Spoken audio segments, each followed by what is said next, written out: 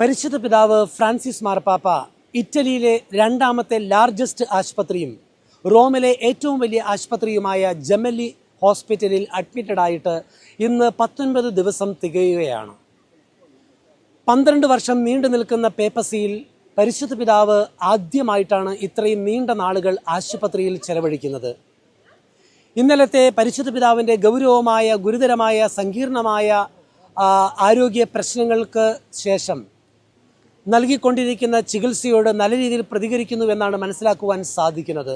പ്രത്യേകിച്ച് പരിശുദ്ധ പിതാവിന് നൽകിക്കൊണ്ടിരിക്കുന്ന ഓക്സിജൻ തെറാപ്പിയും അതോടൊപ്പം തന്നെ ഫിസിയോതെറാപ്പിയും നല്ല രീതിയിൽ തന്നെ പ്രതികരിക്കുന്നതായിട്ടാണ് മനസ്സിലാക്കാൻ സാധിക്കുന്നത്. പരിശുദ്ധ പിതാവിന് മൂക്കിലൂടെ നേസൽ കനൂല ഉപയോഗിച്ച് ഓക്സിജൻ നല്ല രീതിയിൽ ശ്വസിക്കുവാൻ വേണ്ടിയുള്ള എല്ലാ സഹായങ്ങളും കൊടുത്തുകൊണ്ടിരിക്കുന്നു.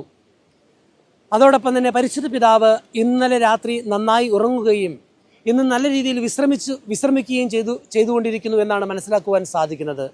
ഏതായാലും പരിശുദ്ധ പിതാവിൻ്റെ ആരോഗ്യ സംബന്ധമായ സങ്കീർണതകൾ അതുപോലെ നിലനിൽക്കുമ്പോഴും പുതിയതായി ഗൗരവമായ മറ്റ് കോംപ്ലിക്കേഷൻസ് ഒന്നും ഉള്ളതായി കേട്ടിട്ടില്ല. നമുക്ക് പരിശുദ്ധ പിതാവിന് വേണ്ടി തുടർന്നും നമ്മുടെ പ്രാർത്ഥനകൾ സ്വർഗത്തിലേക്ക് ഉയർത്താം. പരിശുദ്ധ പിതാവിന് വേണ്ടിയുള്ള പ്രാർത്ഥനകൾ നമുക്ക് തുടരാം. നമ്മുടെ പ്രാർത്ഥനകൾ വഴി പരിശുദ്ധ പിതാവ് തൻ്റെ ആരോഗ്യം വീണ്ടെടുക്കട്ടെ എന്ന് നമുക്ക് ആഗ്രഹിക്കുകയും പ്രത്യാശിക്കുകയും ചെയ്യാം. ഗുഡ്നസ് ടെലിവിഷന് വേണ്ടി വത്തിക്കാൻ സ്ക്വയറിൽ നിന്നും ഫാദർ ജോബി പോൾ.